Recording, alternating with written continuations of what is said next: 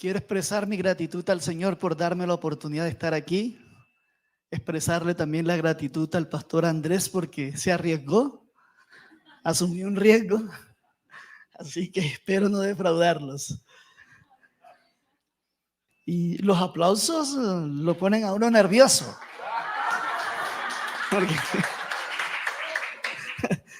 Porque eso sube mucho las expectativas. Mire, en el Imperio Romano, el método normal de ejecución para criminales era por crucifixión. Pero recorriendo los anales de la historia, ellos crucificaron miles de personas. Pero es curioso que de todas esas personas que crucificaron, solo una es recordada cada año, casi en el mundo entero. ¿Sabe quién fue? Jesús de Nazaret. ¿Cuál será la razón para que la muerte de Jesús por crucifixión sea recordada todos los años por el mundo entero y no recuerdan los otros miles que murieron? ¿Cuáles serán las razones? Uno, hay dos razones básicas. Uno, que fue la crucifixión de un rey. Y dos, su ejecución, el entendimiento para la fe cristiana, el significado de su muerte, no se encuentra en la sensación de dolor físico que produce este tipo de muerte, sino que lo que involucra la muerte es un evento de proporción cósmica, donde se estaba ejecutando la expiación por el pecado de todo lo que la humanidad había profanado de la santidad y justicia de Dios. Esa es la segunda razón. Mire, se me erizan los vellos al decir esto, porque esa es la razón por la cual usted está aquí. Pero los que estaban observando el evento lo vieron de varias formas. Ahí hubo varias audiencias presenciando el evento. ¿Sabe lo que es? ¿Aquí alguien es arquitecto? ¿Sabe lo que es una perspectiva? La perspectiva es la forma como se mira los objetos dependiendo del ángulo donde usted se ponga, ¿cierto? Entonces, aquí hay un evento, hay una audiencia y cada uno tiene una perspectiva del evento que está viendo. Desde la perspectiva de Poncio Pilato, era silenciar a un hombre cuyas ideas habían incitado a la multitud a rebelarse.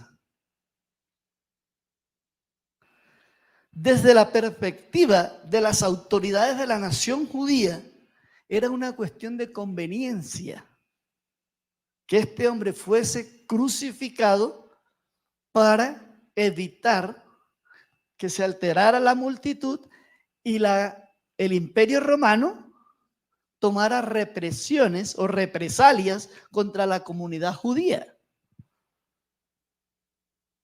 Desde la perspectiva de los soldados romanos, era un trabajo más. Eso lo hacían todos los días. Sin embargo, uno de ellos dijo, verdaderamente, este era el Hijo de Dios. Y habían dos personas más. Desde la perspectiva de los ladrones de la cruz, hay uno que reconoce a Jesús, pero ve el acontecimiento como algo injusto. Ahora, les voy a pasar el balón a ustedes. Si usted hubiese tenido la oportunidad de estar presenciando el evento, usted hubiese tenido la capacidad para discernir que lo que se estaba viendo era un evento de transacción de proporciones cósmicas.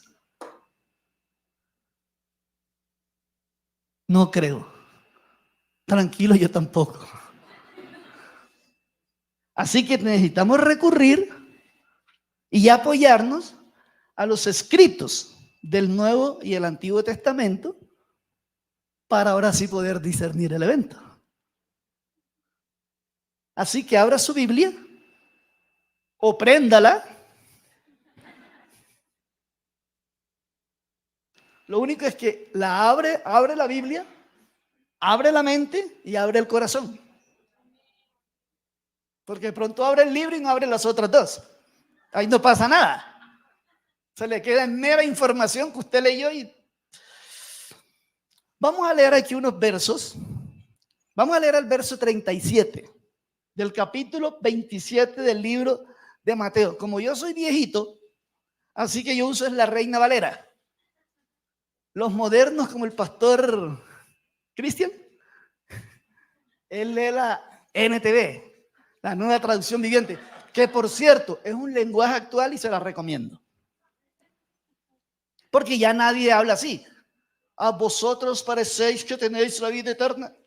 Ya nadie habla así. Entonces, dice el 37, y pusieron sobre su cabeza su causa escrita. Ahí está la primera razón. Este es Jesús, el Rey de los judíos. Hasta ahí está bien. Esa es la primera razón por la cual es recordado el evento. Entonces crucificaron con él, la otra audiencia que estaba ahí, dos ladrones, uno a la derecha y el otro a la izquierda, los cuales estaban viendo el evento desde su perspectiva como un acto injusto. Aquí hay otra audiencia, 39. Y los que pasaban le injuriaban meneando la cabeza. Y el insulto o los improperios contra Jesús están en el verso 40. ¿Y qué era lo que decían? Tú que derribas el templo en 3 días y en 3 días lo reedificas. Aquí hay una palabra que no debe olvidar, que ellos están usando: sálvate a ti mismo si eres el Hijo de Dios y desciende de la cruz.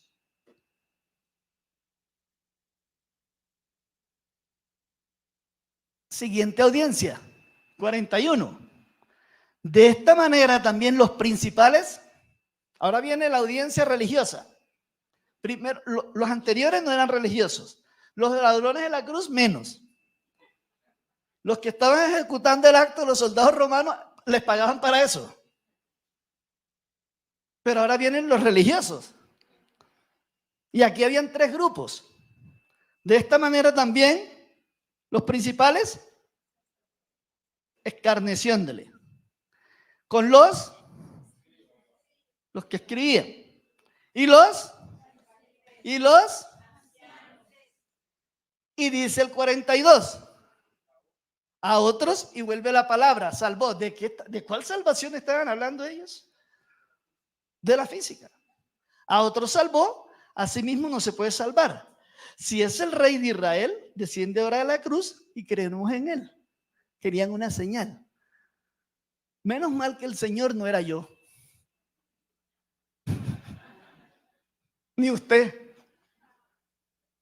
Porque ¿sabes qué hubiese dicho? Mire, no hablen basura. Si me bajo de aquí, no te salvo.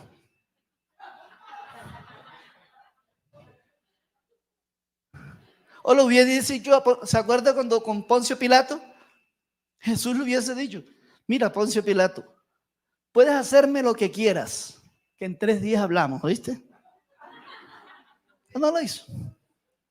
Su soberanía, su plan, que no se le ocurrió en el jardín, sino en los designios eternos de Dios.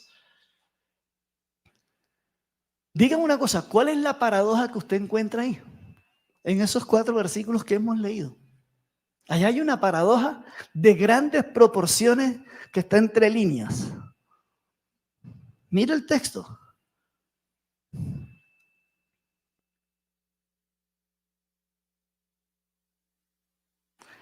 Algunos escritores del Nuevo Testamento las injurias las describen con una palabra.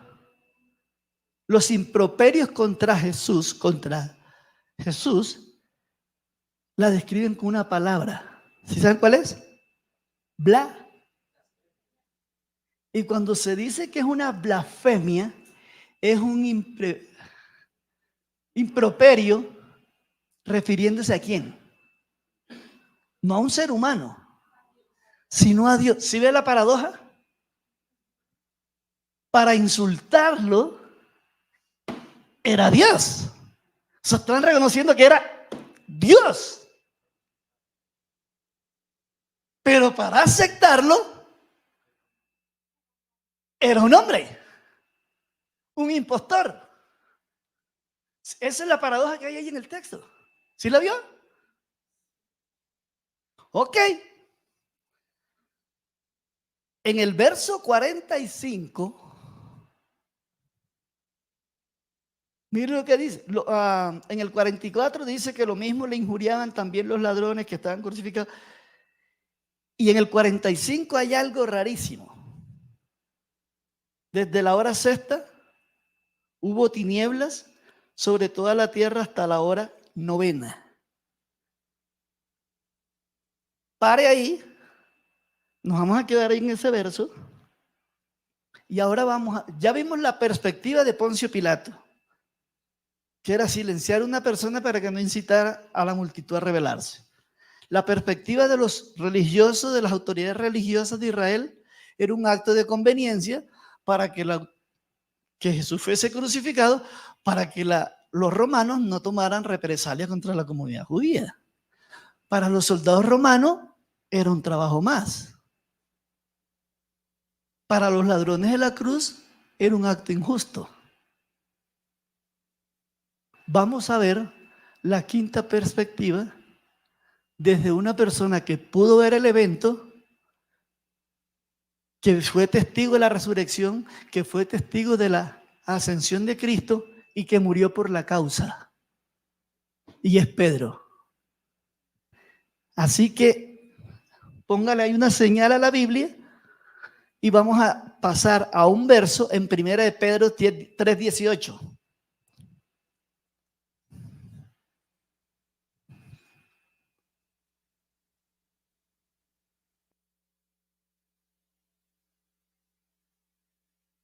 Porque vamos a volvernos, vamos a regresar allá al 45, que fue donde quedamos. Dice, porque también Cristo padeció una vez por los pecados, el justo por los injustos, para llevarnos a Dios, siendo a la verdad muerto en carne, pero vivificado en espíritu. La perspectiva de la crucifixión de Jesús desde la óptica de Pedro son 4 palabras con S, que están ahí en el verso. Cuando dice, porque también Cristo padeció o sufrió, es que el evento de la cruz es sacrificial. Y es la primera palabra con S. Sacrificial. ¿Cuál era la razón para que fuese sacrificial? Si el problema era de sangre, ¿por qué Cristo no se hizo simplemente una raspadura? O sea, hace una pequeña incisión, derrama sangre y se arregló el problema. ¿Por qué tenía que ser sacrificial? ¿Se acuerda que en el Antiguo Testamento, y con el respeto de los que de pronto defienden eso, tranquilos, no vamos a pelear? Recuerde que los amo a todos, pero no los quiero a todos. No, mentira. Y es que en el Antiguo Testamento había una prohibición de no comer sangre, porque eso tenía un acto sagrado de sacrificio. Y dice la razón, porque en la sangre está la vida. Y es sacrificial porque él tenía que no hacerse la raspadura, sino derramar toda la sangre, y como dirían los médicos, muerte por anemia aguda. Se desangró. Por eso es sacrificial.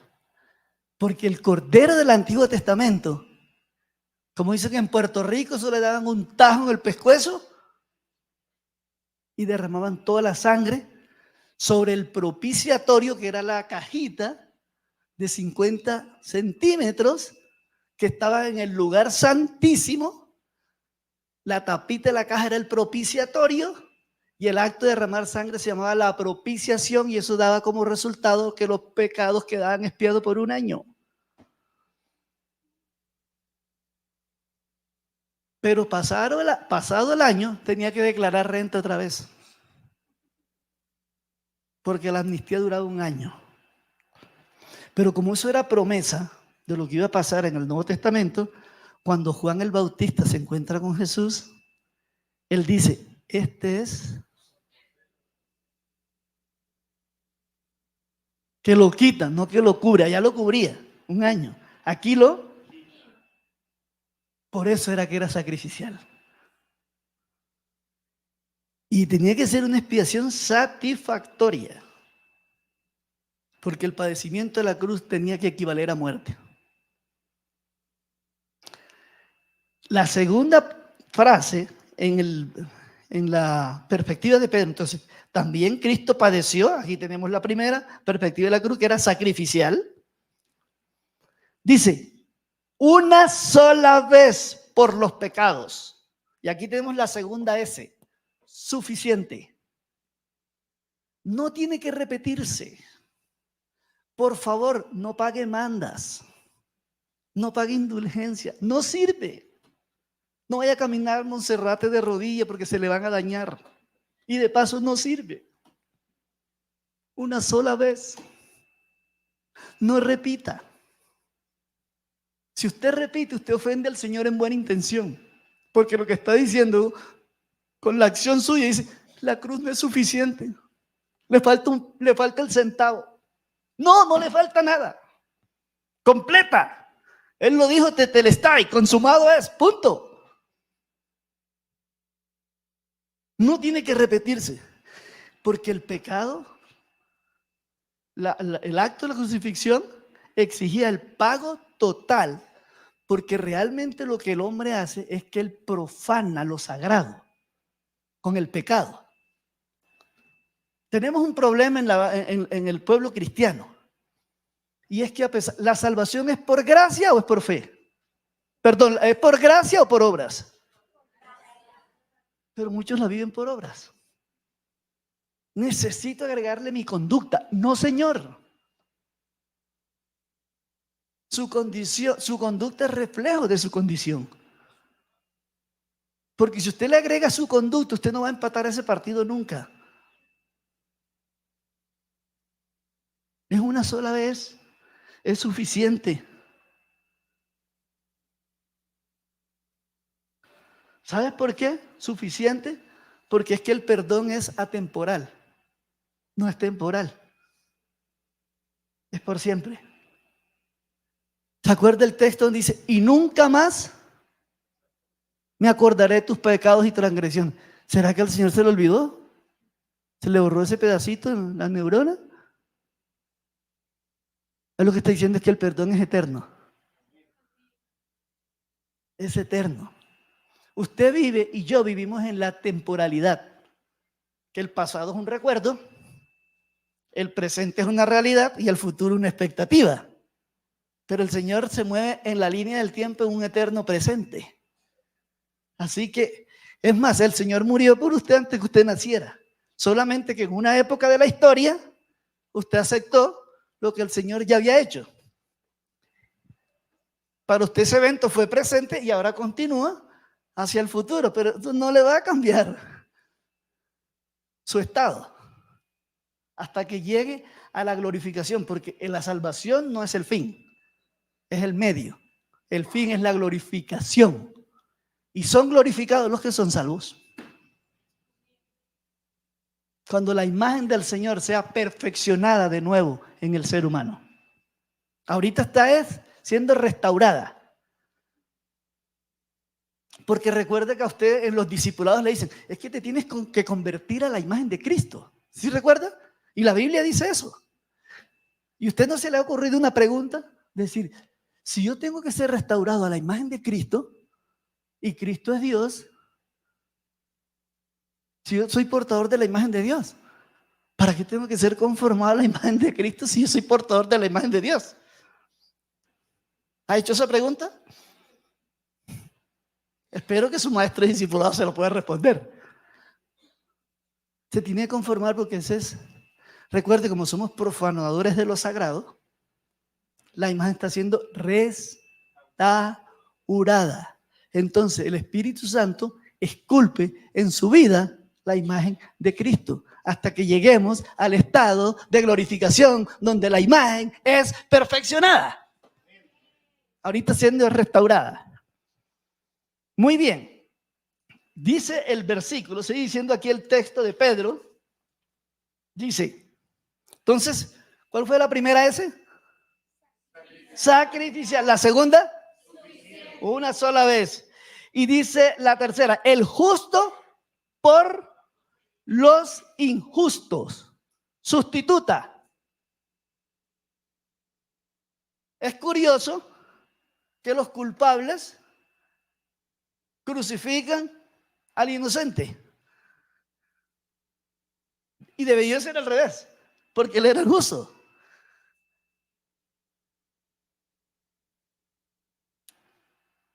¿Por qué nosotros somos perdonados y no absueltos? Porque en alguna organización por ahí absorben. Quedas absuelto. ¿Cuál es la razón para que nosotros somos perdonados y no absueltos? Porque es que somos culpables. No somos inocentes. Para que usted lo absuelvan es cuando es inocente. Dice, lo absolvieron del juicio. Inocente, no hizo nada. A usted no lo pueden absolver del juicio. Ustedes lo declaran justo. Usted es un culpable justificado, que es diferente, pero culpable sigue siendo. Entonces, sustituta el inocente por el culpable. Mire, recuerde que como profanamos lo sagrado, en la cruz hay un romance donde la justicia y la gracia del Señor se besan por el acto glorioso de el justo por los injustos. Y la última parte del versículo de Pedro, ¿qué es lo que dice? Ahí dice el propósito. Entonces, ahora el verso dice el propósito de las tres anteriores, que es suficiente, salvífica y sustituta. Y aquí está la cuarta. Es el propósito, salvífica. ¿Para llevarnos a quién? A Dios. Cuando usted en Juan dice, yo soy el camino, yo soy la verdad, yo soy la vida, y nadie puede venir al Padre sino por mí, mire bien los sustantivos. Están precedidos por un artículo definido, no indefinido. Si el Señor dijera, yo soy un camino, tenemos problemas, porque debe haber más de uno. Pero dice Él. Eso es definido, no hay más. Y la verdad no es un concepto. Porque si es un concepto, entonces no, lo relativizamos la verdad. La verdad es una persona. Cristo Jesús. Por eso el culto, las canciones, cuando el pastor hablaba de las ofrendas es una expresión de adoración a Dios. El canto son oraciones con notas musicales para magnificar el nombre de Jesús. Y el culto tiene que ser totalmente centrado en la persona de Cristo. Entonces, salvífica. Y dice para llevarnos a Dios. Y aquí hay dos palabras. Vivificados, muertos en carne, pero vivificados en espíritu. Ahí hay dos cosas de contraste. Cristo, Dios no puede morir, pero se hace hombre para que pueda morir. Vivificados en espíritu es porque hay una conexión, que nosotros estamos muertos espiritualmente, ahora sí comienza a funcionar la operatividad espiritual en nosotros, porque yo soy el camino, la verdad y la vida, y nadie puede ir al Padre. No, todo lo que usted haga, que usted dé los hospitales a los pobres, lo que quiera que haga, por fuera de Cristo, eso es trapo de inmundicia para el Señor, por muy bueno que la sociedad lo premie. Tiene que ser a través de Cristo, porque Cristo son los lentes del Padre para verlo a usted. El que no tiene a Cristo es como si el Señor se quitara, entonces lo ve distorsionado. Así todo. Yo no veo hasta allá. ¿Sabe por qué? Lo ve como profanador de su carácter santo por el pecado. Entonces, al ponerse los lentes de Jesús, él también puede decir, este es mi Hijo amado, en el cual tengo complacencia, porque lo ve a través de los lentes de Jesús. Así que, querido hermano, es un acto salvífico, irrepetible. Posiblemente se le ha olvidado todo lo que hemos dicho, pero acuérdese de las 4 palabras.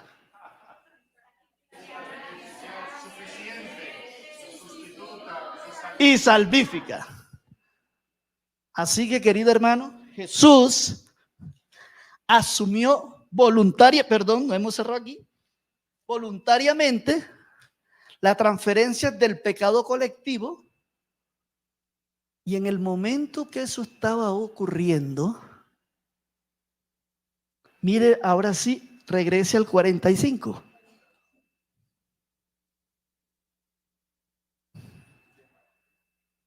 Desde la hora sexta, sobre toda la tierra, hasta la hora novena. Y de paso hay un terremoto. Usted sabe que puede morir el personaje más significativo de la historia y no pasa nada. No hay un trastorno cósmico. El año pasado murieron 2 personajes significativos para la historia. Uno fue la reina Isabel. El sol salió por un lado, por donde siempre sale, se ocultó por el otro, cantaron los pajaritos en la mañana, los ríos fueron al mar, el mar no se llenó y no pasó nada. Meses después murió un rey, Pelé, el rey del fútbol. ¿Qué pasó? Salió el sol por donde siempre sale, se ocultó por donde siempre se oculta, cantaron los pajaritos, se llenaron los ríos, fueron al mar y el mar no se llenó. Pero cuando murió Cristo Jesús, ¿por qué en medio de una densa oscuridad? Porque la bendición gloriosa para los antiguos testamentarios era la Shekinah, la gloria del Señor.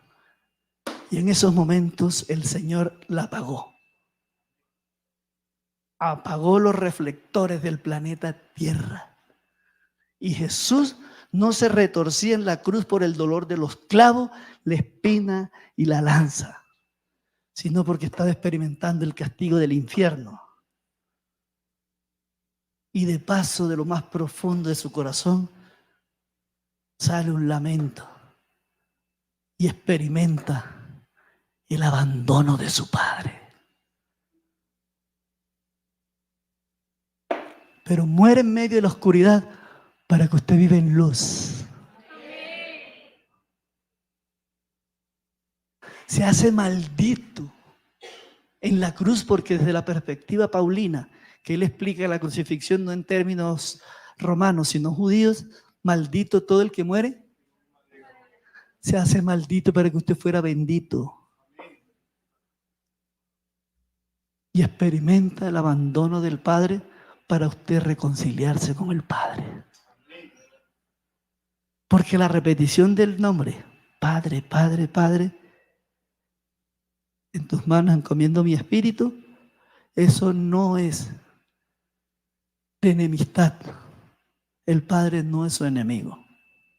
Hay una interacción de inmanencia en el seno trinitario donde el plan diseñado en la eternidad se estaba ejecutando en la cruz para darle nacimiento a una nueva sociología que glorifique el nombre de Cristo.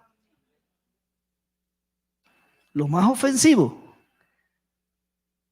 estaba ocurriendo en esos momentos. Querido hermano, usted ha escuchado un sermón más. ¿Qué dice aquí? Yo espero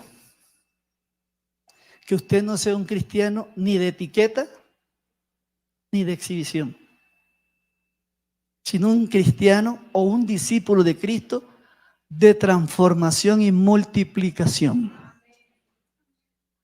La misión no es suya, no es de la iglesia. La misión es de Dios, pero cuenta con la iglesia para hacerla. ¿Y sabes cuál es el lugar de la misión? Los 4 puntos cardinales del planeta Tierra. Y usted tiene todos los ingredientes. Tiene la escritura, tiene el mensaje en su corazón. Usted sabe que usted puede evangelizar comenzando por el testimonio suyo. No hable de la conducta, por favor. No le haga proselitismo a la iglesia, sino a Cristo, porque la iglesia no salva. El que salva es Cristo. Y usted le puede decir, te voy a contar 2 historias. La primera historia es mía. Usted, si no quiere asombrarse, no se nombre. Mira, yo conozco una persona que su condición era así, asado. Y tuve un encuentro con una persona que le transformó la vida. Porque no se le olvide que el ser humano tiene un agujero negro en el corazón que lo trata de llenar con muchas cosas. Como les dije yo en el coloquio, el mundo es un cementerio lleno de cosas. Pero los muertos no saben que están muertos.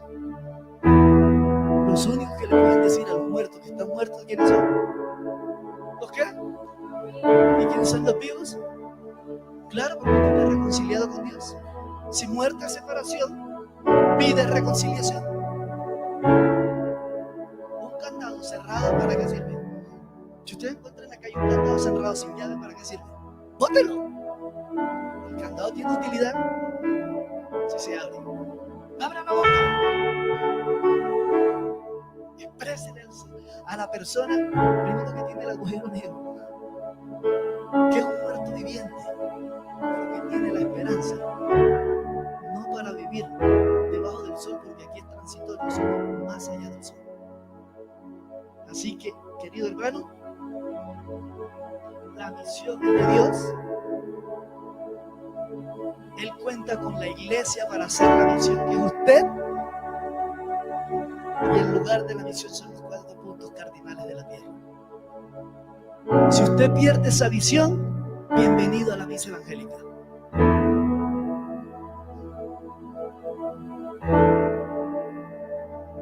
No convierta la fe cristiana en una misa evangélica. Que el Señor nos siga llenando de su gracia, añadiendo su bendición y salga a presentar defensa con mansedumbre del mensaje que tiene fines eternos y propósitos terrenales, y que eso sí trae la transformación a una sociedad, no un sistema político. Que el Señor les bendiga.